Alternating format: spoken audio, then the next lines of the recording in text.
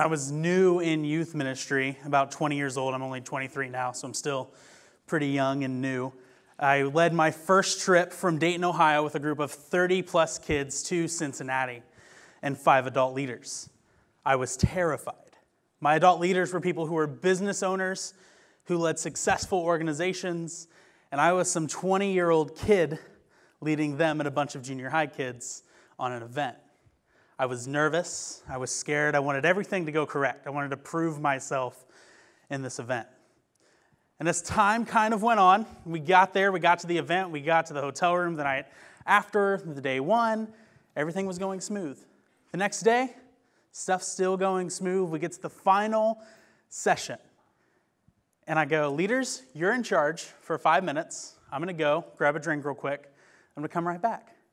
And as I come right back, the session is getting ready to start. And as the session starts, I sit down. You see this junior high boy in a graphic t-shirt and basketball shorts running down the center of the arena towards the speaker who had just walked on stage. Now, if I was a speaker and someone was rushing the stage when I had just walked out, I would be terrified. And so I'm like, what is going on here? Like, this doesn't make sense. And as we see this junior high boy running down, he pulls out of his sweaty, nasty junior high boy pocket a Taco Bell tortilla. Just a random Taco Bell tortilla. And he goes to hand it to the speaker. And all at once, my kids go, is that Kevin? I'm like, no, that's not Kevin, one of our students who is notorious for causing pranks. There's no way that that's one of my kids. I'm not that youth pastor who's going to get kicked out of an event at the last session. But then, in unison, 28 junior high kids stand up and scream, "That's Kevin!" very loudly, very excitedly. And I scoot down in my chair going, oh no, that's Kevin. And I bite my nails. I'm like, how is this going to go? Because you see, the speaker had told a story all week, or all weekend long, where he was like, hey, when I was younger, I would hang out with my rich friend in middle school, and they would go to Taco Bell all the time. And his rich friend would never buy him anything from Taco Bell, and he would give him a quarter, which was enough to get him a tortilla, and he would put hot sauce in it. So Kevin, because we had went to Taco Bell for lunch, thought he would get the speaker one of his favorite middle school snacks, and got the tortilla, and didn't just put mild sauce in it, put the hottest of Taco Bell hot sauce in it for this speaker, runs up to the stage, hands it to him, the speaker takes it, and he eats it, and he has to drink a whole bottle of water before he can even speak. Kevin gets this great laugh, and he runs to the other side of the auditorium, where we weren't even at, and he sits down with one of his other friends, Caleb, who was on their event with us. And I remember I'm walking to Kevin, and a whole host of emotions are going through me. There's a little bit of maybe some anger. I'm definitely laughing. And I remember as I see Kevin, as I walked up to him, he's scared. He's like, oh no, he's going to tell my mom I'm grounded for life. And I remember that was the first word he said to me. He's like, don't tell my mom. I said, oh, I'm telling your mother because this is hilarious. And I high-fived him right then and there. See, I had a choice in that moment that I would either let Kevin own me or just be mad at him for being a silly kid. And I think more often than not, when we look at the next generation or we look at younger people, people who are up-and-coming leaders, who are maybe just still middle school kids or high school kids or college kids or post-grad kids like myself, it's real easy to look at them and go, they don't know what they're talking about yet. They don't have a clue of what's going on. But if we were honest, we would take a look at this generation, especially Generation Z, these kids born somewhere around 98, maybe 2000 to now, and we would take a look at the track record of what they're already doing. Generation Z is this group of kids who are leading in a very unique and different way on the internet. There's so many different social media spheres. These kids have opportunities that even millennials didn't know we were going to have. This ability to command audiences and connect with people on large scales. But it's interesting because studies show that Generation Z is also one of the most loneliest generations out there. That they lack meaningful and authentic relationships. And so there's this problem with Generation Z. What do we do with them? And so as a middle school pastor for a long time, and now as director of student ministries, I've had the pleasure of working with several students. Kevin was one of them. I've worked with so many students, I can't even keep track. There was one girl, her name was Kaylee. She had a YouTube channel of 175 people that would follow her, and she was just doing this all day long, just recording herself, vlogging. There was another girl, her sister, who had 2,000 people who just watched her play Fortnite every day. Right? Like, come on, it's Fortnite. Why are people watching you play this game? Then there was this other kid. This kid's name is Daniel. He has a YouTube channel. I've known Daniel since he was a smelly 7th grade kid, and now he's a smelly high school senior. And he has 20,000 people who watch him on YouTube every day and makes probably more money than me sitting in front of his computer playing video games. It's insane. Generation Z is leading.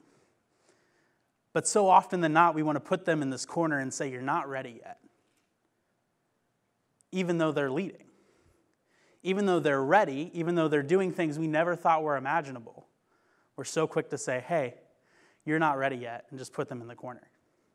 We're so quick to write headlines about them and say they're entitled, or they don't know what's going on in the world, or they're this or they're that, slandering them in the media, because we're frustrated with them. But this generation that is lonely doesn't need mentors, doesn't need adults, doesn't need the generations before them to write the headlines, to look at them and say, you're not ready.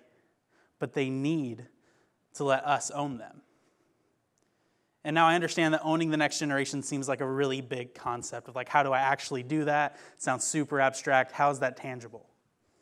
Well, I think there's 3 things we can do tangibly to allow the next generation to own us. The first thing is we need to give them our time.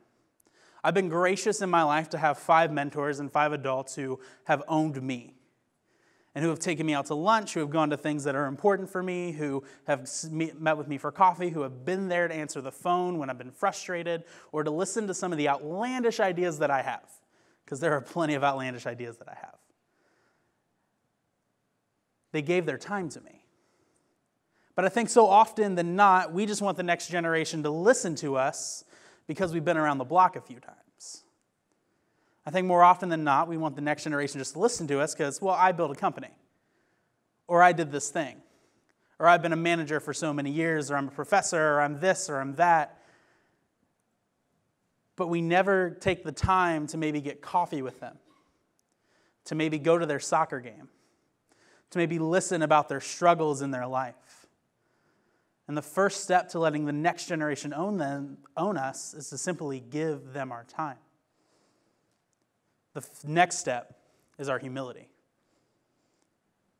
Like I said earlier, so often than not, we give so many headlines about the next generation.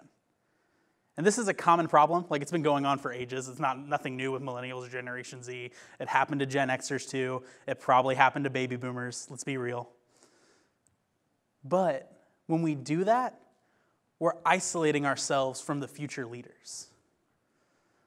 Have you ever had a horrible boss? Raise your hand. Is that you? Like, I know I had. Like a boss you did not like, a boss who didn't listen to you, who was frustrating. I had this boss one time.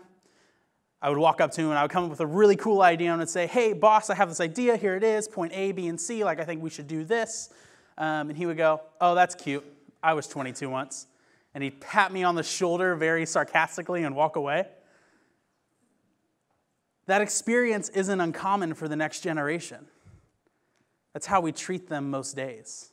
Oh, I was a middle schooler once. Pat on the shoulder and keep walking. Our humility says that even though we may have heard this idea before, even though we may have tried something before, we take the time to listen thoroughly and ask questions and not assume that we are naturally right. Because I think our experience lends us to believe that we are naturally right all the time, when in actuality, sometimes the younger generation sees our flaws and it's okay to listen to them. It's okay to give them our humility. Because they, like we push them to be better, can push us to be better. And the last thing the next generation, I believe, needs for us to own them effectively is our encouragement. I work in urban Cincinnati right now in a suburb called Delhi, and I work with a lot of kids who come from broken and mismanaged homes. And I remember there was this day when I was running an after-school program where this student named Clyde walked into my building. And Clyde was a troubled kid. He had been known for getting kicked out of class. He had been known for dropping the F-bomb every other day. Like, he was that kind of kid. And in our student room, we have this game called carpet ball. I don't know if you've ever played carpet ball before, but if not, you're missing out, because it's this fun little game that's played on a wooden table with carpet and pool balls, balls from a pool table. And the goal is to roll the balls down the table and knock your opponent's balls in. Well, Clyde was losing repeatedly. And he was getting so mad and so frustrated. He was cursing up a storm. He was being angry. And I remember the kid who was winning, I asked him to step aside, and I started to play with Clyde. And I kept beating him. And he's like, how are you beating me? I don't understand what's going on. And he's like getting super frustrated. I said, buddy, you've got the game right. You're doing good. Like, you know how to roll the balls down the carpet, and you're even hitting mine. But the problem is, with the way this table is made, you're rolling the balls too fast. Try taking it slower. You can do this. You can beat me. Take a breath and try rolling them a little slower. And lo and behold, Clyde would beat me 3 more times and get really excited about it. And then, because of this interaction I had with Clyde, I was able to sit down and talk with him, hear more about his home life, encourage him to do better in school, even help him with some math homework, even though I'm terrible at math, but I try to figure it out anyway. But I was able to give him encouragement in that moment. The next generation is leading already. Generation Z has found their place and has found their voice much more rapidly than any other generation before it. They will lead us one day if they aren't already in several different spheres. And my question to you is, do you want people to lead you who don't like you and who don't want to listen to you? Or do you want to have buy-in with them now because you let them own you? So let the next generation own you. Because one day here very soon, if not already, they are going to lead you. Thank you.